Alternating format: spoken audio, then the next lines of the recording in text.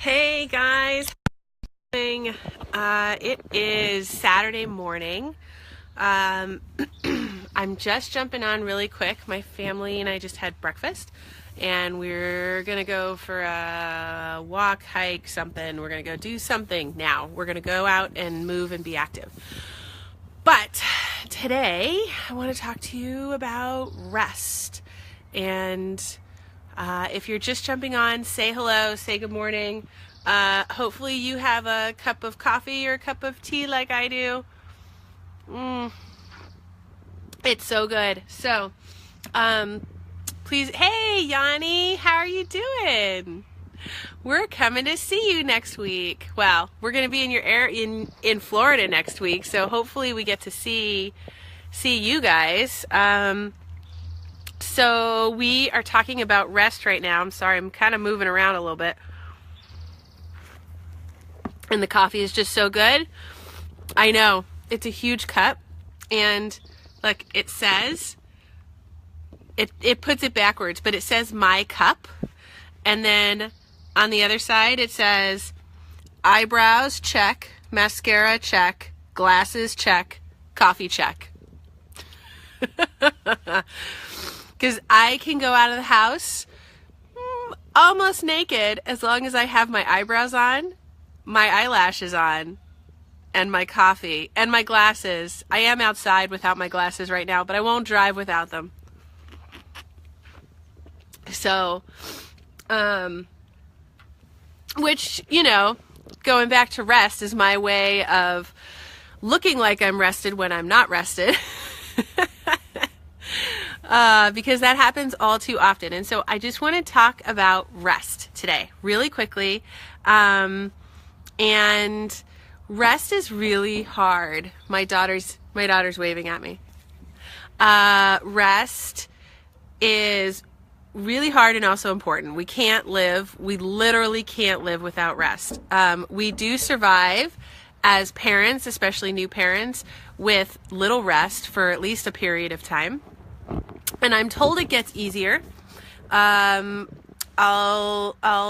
take everybody's word for it who has older children, but it doesn't always come naturally. It doesn't always come easily, and the more technology we have around us, the harder it is. So I once had a mom tell me, like, oh, I put my kid to, I know I should go to bed when my kid goes to bed. She had two young children, and, they went to bed at about 8 o'clock, and she's like, well, but I still want to do all of like the me time things, the reading and the writing, and maybe watch a little TV or do whatever, shop on Amazon is what I like to do.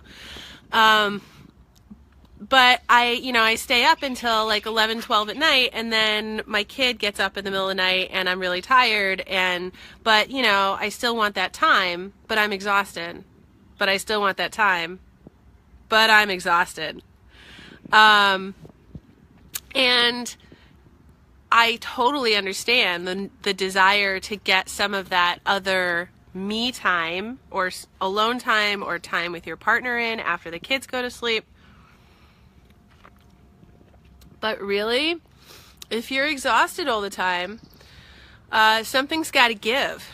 Either you've got to take a step back and say, well, I'm not going to stay up 2 or 3 hours longer than my kids do. Maybe I'll stay up an hour longer than my kids do. Here comes my kid. Speaking of kids, come here, monkey. And still get some time, but still go to bed, quote unquote, early, which is why I put that quote up on the page today. Come over here, hon. And come say hi. No? Oh, she's going to go play. We just got that play structure installed a couple days ago, so that's a big deal. But,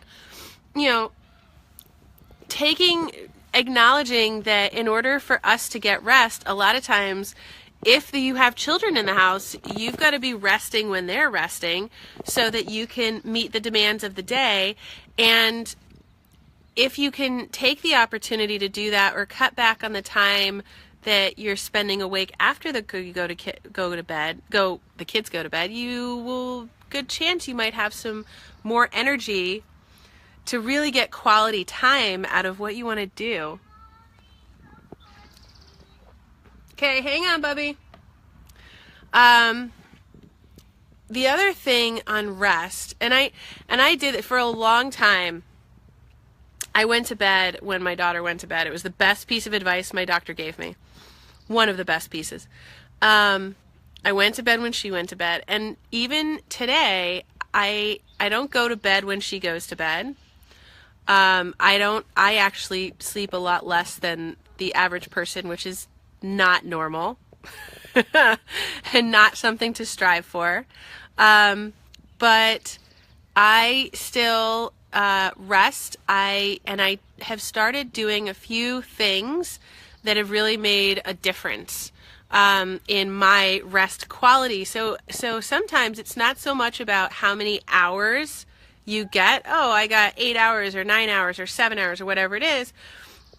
But it's about that quality of rest. And so a couple of things. The biggest thing that's made a recent impact is not too long ago, maybe a few months ago, I started putting my phone in my office or on my desk, which is not in my room. Hang on 1 second, honey. This is going to be short. Not too much more to go. So I started putting my phone on my desk. It's not in our bedroom. We don't have a TV in our bedroom. I have a reading book, but it's not an LED screen, and that is a really big thing, because that LED light really makes a big impact on the quality of sleep you get and looking at those lights. And so I make a conscious effort to stop looking at those screens at least an hour before I go to bed. And if you can do that, and if you can keep the phones out of your room, you can improve your rest. And so it's just small step. Just tonight, put your phone outside your room, and if you have a TV in your room, don't turn it on in your bedroom. Just really small steps, because me saying to somebody, hey, I know you have small children, go get 9 hours of sleep tonight, straight, don't wake up. It's crap. It's not going to happen. It's just BS. Even if you have older kids, sometimes it's just not going to happen. But unless you are a doctor or you're on call and you need to have a pager next to you, you can probably put your phone outside your room and have any other LED screens turned off or outside of your bedroom when you go to sleep tonight. So that's my one small tip. Rest is vital to life. Everything is kind of somewhat sequential, even though we're working on things all at the same time. But nourish was yesterday, rest is today. There's kind of an ongoing theme here. Tomorrow, we are going to talk about rejuvenate, and I can't wait.